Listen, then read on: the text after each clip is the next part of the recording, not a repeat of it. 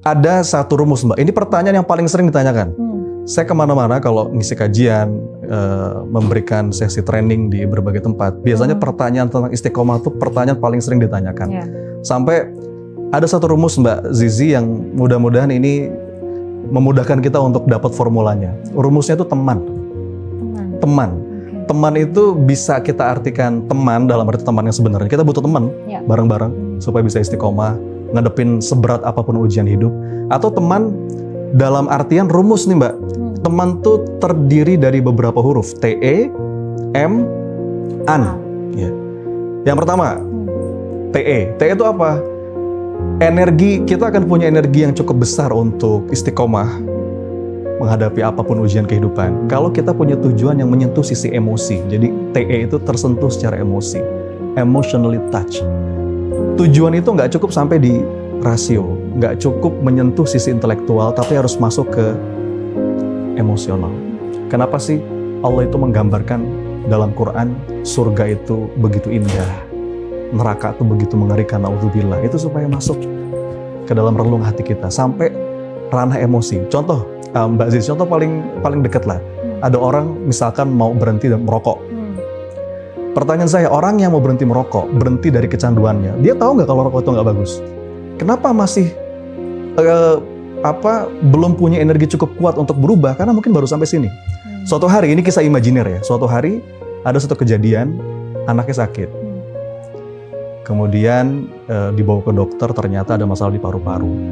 Dan dokter bilang, Pak, ini menurut diagnosa besar kemungkinan karena asap rokok. Bapak merokok ya? Terpukul luar biasa. Pertanyaan saya Mbak Zizi, itu orang itu bisa langsung berubah nggak besoknya? Bisa. Dan istiqomah insya Allah. Karena udah sampai level dorongannya udah dorongan emosi.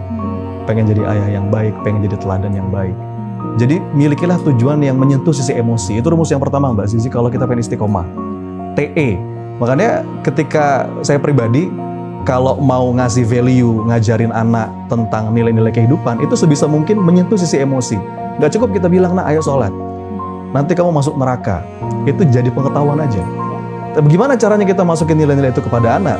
Kalau yang diajarkan guru-guru kami itu, coba ajak anak tuh main. Sebelum tidur kita bercanda, kita ketawa-ketawa.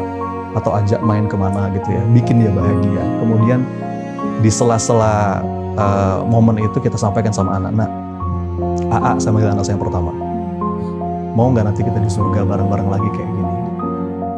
Abi pengen kita bareng-bareng lagi kayak gini. Itulah kenapa Abi nyuruh kamu sholat. Pengen kita sama-sama lagi. Itu mengajarkan kepada anak dialog iman yang menyentuh sisi emosi. Itu TE Mbak. Kemudian M.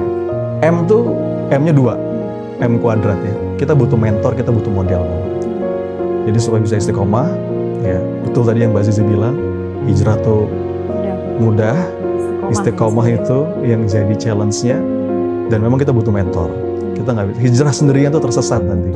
Kita butuh guru, kita butuh mentor, dan kita butuh model. Sosok yang kita kagumin, yang paling ideal mulai dari Rasulullah, para sahabat, sampai yang dekat dengan keseharian. Satu sosok yang kalau kita ingat dia, atau kalau kita ketemu sama dia nggak ngomong sekalipun, ada energi iman yang masuk dalam hati kita.